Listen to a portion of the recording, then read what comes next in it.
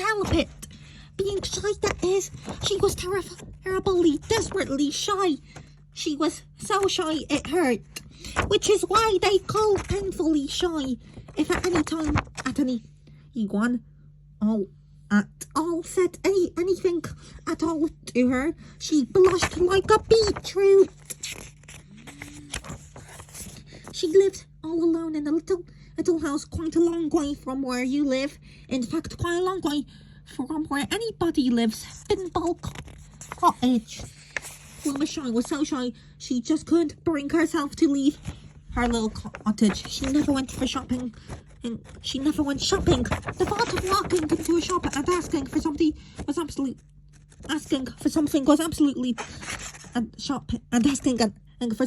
was absolutely terrifying. So she grew her own food in the garden of Thimble Cottage, and there, a very quiet long life, very, very, very, very quiet indeed. Bang, bang, bang! Luma Shy who was having breakfast in the kitchen of Thimble Cottage, dived under the table with terror. Dived under the table in terror, but it was only the postman knocking at the door. Anybody home? He called to Luma Shy. Under the table, put her hands over her ears and shut her eyes. She must be out, thought the postman to herself, and pushed the letter he was carrying under the door and walked away. Luma Shy waited until the sound of his footsteps had died away, and then she waited some more. In fact, she spent most of that day under her kitchen and table. It was dark by that time. Luma Shy dared to come out.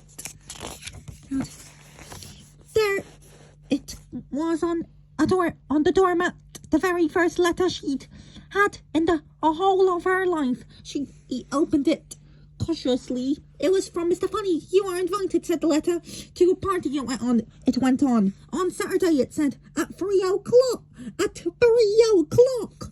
It added it's going to be fun. Luma Shy was horrified. She looked at the letter again and go, there'll be people there. People in the whole wide world. There was absolutely nothing that frightened Luma Shy as much as the thought of people. She worried about it all night long. But the following morning, she made a decision. I'll have to go. She thought it wouldn't be polite not to, but 5 minutes later, she changed her mind. And 5 minutes later, she changed her mind back again. But 5 minutes later, guess what happened? That's right, she didn't sleep that night at all. The following day was Friday, and that Friday, Luma Shy changed her mind 144 times. That's how 5 minutes there are in a day.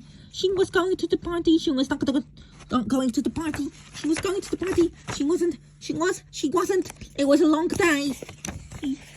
And that Friday night was even worse than Thursday night had been. She didn't sleep a wink, not even. And half a wink. Saturday morning came and went. Saturday lunch came and went. Luma Shy just couldn't eat a thing. 1 o'clock in the afternoon came and went. 2 o'clock in the afternoon came and went. And then 3 o'clock the party came. Party time came and went. But poor Luma Shy didn't. She sat there. A tear rolled down her cheek. Oh, I do so wish I wasn't so shy, she sobbed. 4 o'clock came. There was a loud knock at the door. Luma Shy hid behind her chair. The door opened. And in walked Mr. Funny. I knew you would come. He laughed, looking at her behind the chair. So he went on, I've come to take you. Luma Shy blushed and blushed. Come on, cried Mr. Funny, seizing her by the hand. You'll enjoy it once you're there. And he marched the blushing little lady off to his party. Everybody was there. Luma Shy didn't feel very well, but everybody talked to her, and everybody said that and everybody was not very nice and gradually, the longer the party lasted, bit by bit, Loomis, little by little, eventually, guess what happened? She stopped blushing, and actually, he started to enjoy herself. Told you. So laughed Mr. Bunny. Loomis Shy nodded and giggled. She was having the time of her life. And only blushing a bit, and only blushing a bit. And do you know what? Who she met at the party? Mr. Quiet, I used to be shy like you, he said.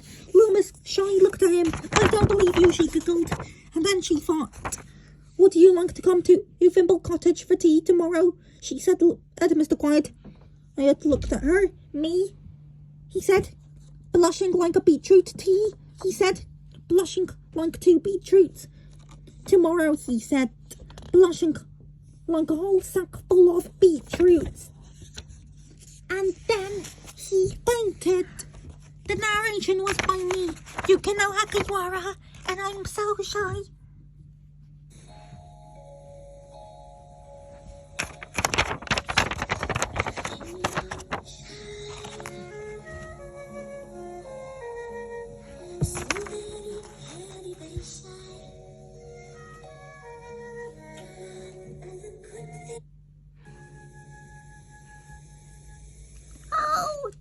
I hope you like that. And GG.